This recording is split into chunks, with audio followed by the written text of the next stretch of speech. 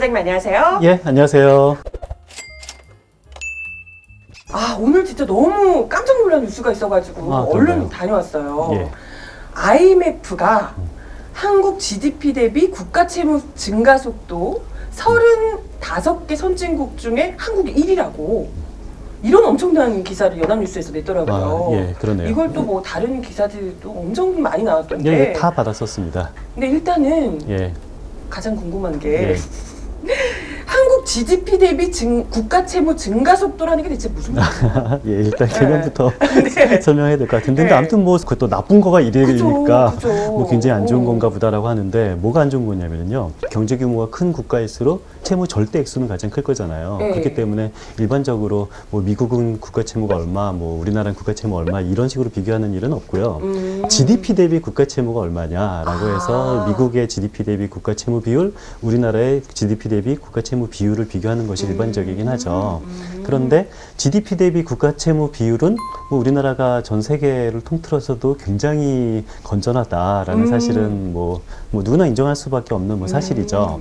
그런데 그 증가 속도는 선진국 중 1위다라는 그런 제목입니다. 굉장히 위험한 것 같아요. 특히 이게 IMF가 예. 이 또 국제 통화기금 그렇죠. IMF가 예. 제가 좀 알거든요.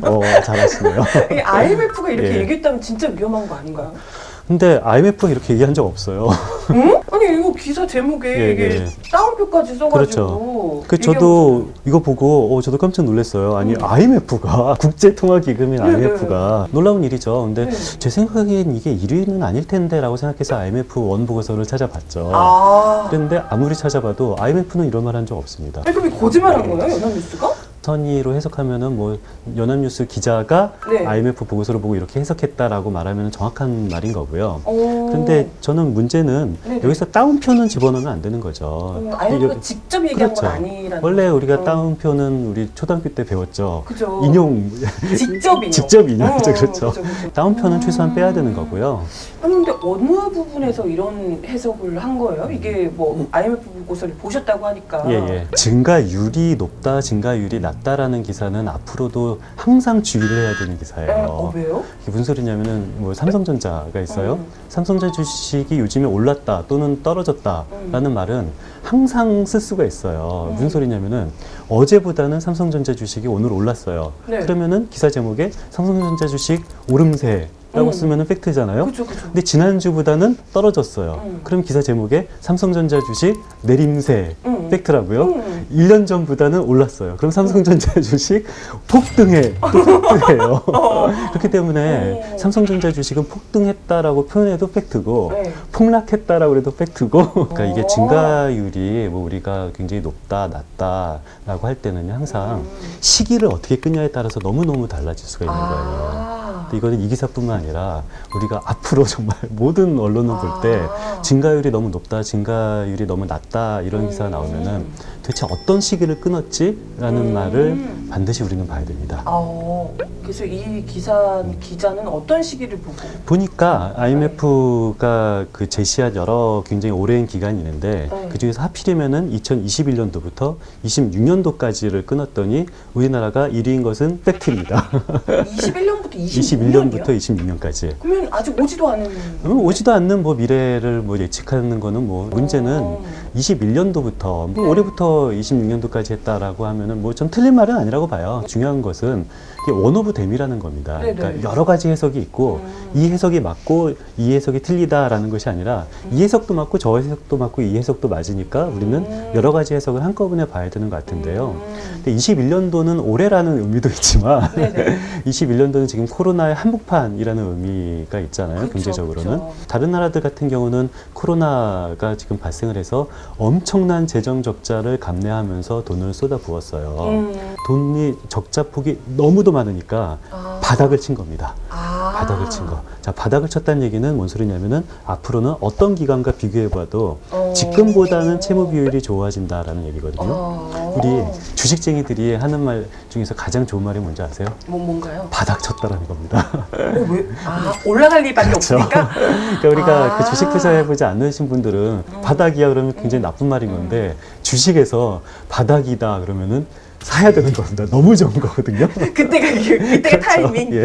아. 이게 마찬가지로 지금 아. 21년도는 다른 선진국 같은 경우는 바닥이에요. 아. 바닥이라는 얘기는 여기서부터 비교하면은 26년도까지 비교하면은 채무 비율이 계속 좋아지겠죠. 근데 우리나라는 다른 나라는 바닥인데 우리나라는 지금 여기 있어요. 아. 그래서 다른 나라는 한꺼번에 한 큐에 부채를 줬고 우리나라는 이게 조금씩 부채를 지니까 21년도가 바닥이 아니니까 앞으로 조금씩 더 낮아지겠죠. 그래서 다른 나라는 플러스인데 우리나라는 이렇게 되는 거고요. 그래서 저는 정확하게 이 코로나에 따른 국가 부채 증가율을 비교를 하려면은요. 코로나가 오기 직전인 19년도와 코로나가 한참인 때 우리가 알고 싶은 특정 연도 이 19년도와 우리가 알고 싶은 연도를 비교하는 것이 저는 가장 좋다고 생각해요. 그런데 이게 26년도까지 비교했다고 하잖아요. 네네. 근데 26년도는 우리나라의 뭐 예산안도 당연히 안 나왔고 그 중기 재정 계획안도 아직 안 나왔어요. 그렇기 때문에 26년도에 우리나라가 부채를 늘릴지 부채를 갚을지는 아무도 몰라요. 그러니까요. 그러니까. 뭐 IMF는 예측할 수 있다고 보는데 저는 최소한 26년도 예측은 별로 이렇게 신뢰하지는 않고요. 뭐 나름대로 뭐 예측했겠습니다만, 근데 저 같으면은 예측을 한다라면은 내년도 예산안은 이미 나왔잖아요. 네네네. 그렇기 때문에 만약에 19년도부터 내년도까지 우리가 얼마나 국가채무 비율이 증가했는지, 예. 다른 선진국은 얼마나 국가채무 비율이 증가했는지를 비교하는 것이 저는 더 합리적인 비교라고 생각을 해요. 2019년부터 내년도까지, 2022년까지. 예. 그걸 봤을 때는 어때요? 그걸 보면은요, 우리나라는 선진국 중 1위도 아니고 2위도 아니고 3위도 아니고 4위도 아니고 평균도 아니고 평균 미달입니다. 아, 진짜요? 예.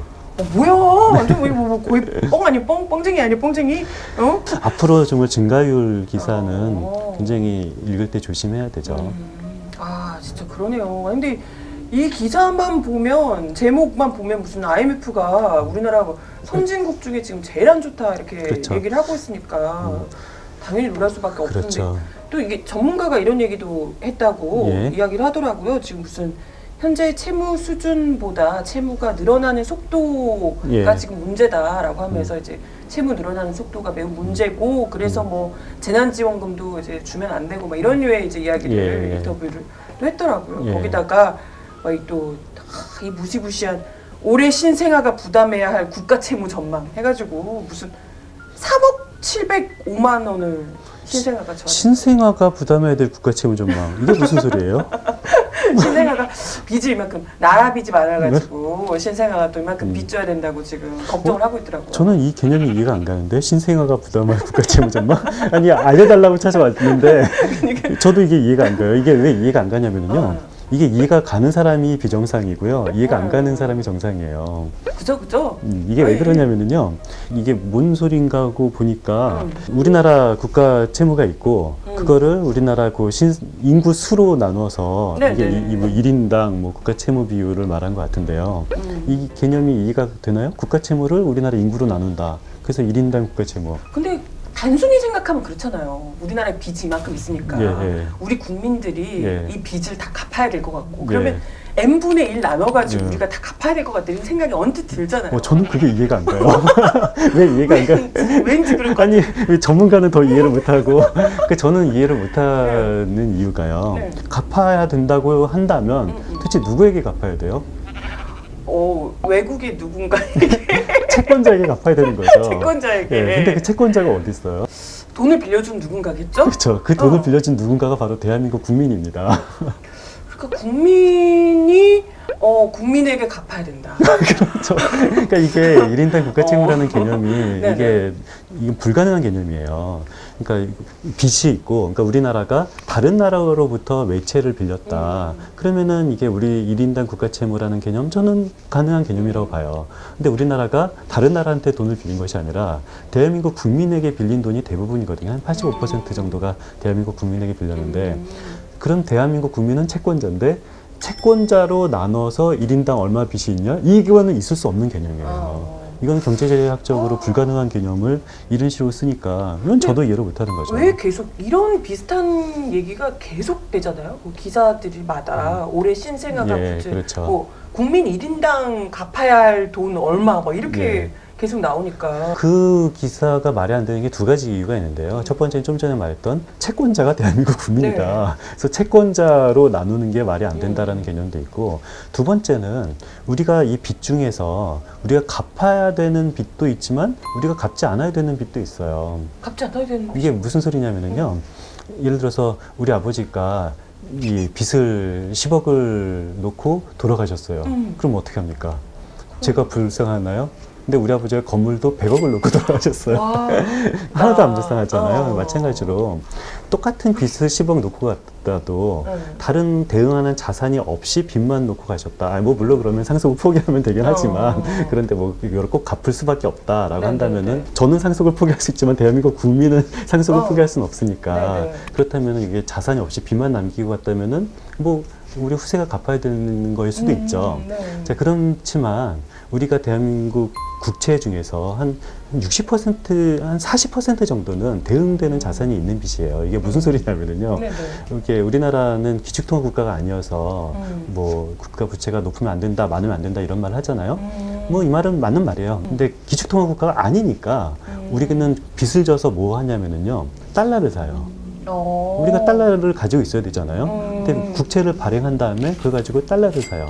국채 10조를 발행한 다음에 달러 10조를 사는 거예요. 자, 그렇다면 이 국채 10조 원은 누가 갚아요?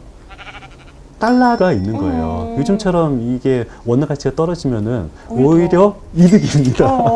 내가 이 국채 이자율보다 이 달러 가격 상승 때문에 오히려 이거 더 이득인 거고, 정말 이거를 갚아야 된다 그러면은 이거가 하면 되니까. 자체적으로 이 상환 능력이 생기는 거기 때문에 우리 대한민국 국채 중에서 최소한 40%는 이 갚을 필요가 없는 국채인 거고, 그럼 60%는 그럼 우리 국민 후세원이 갚아야 되나?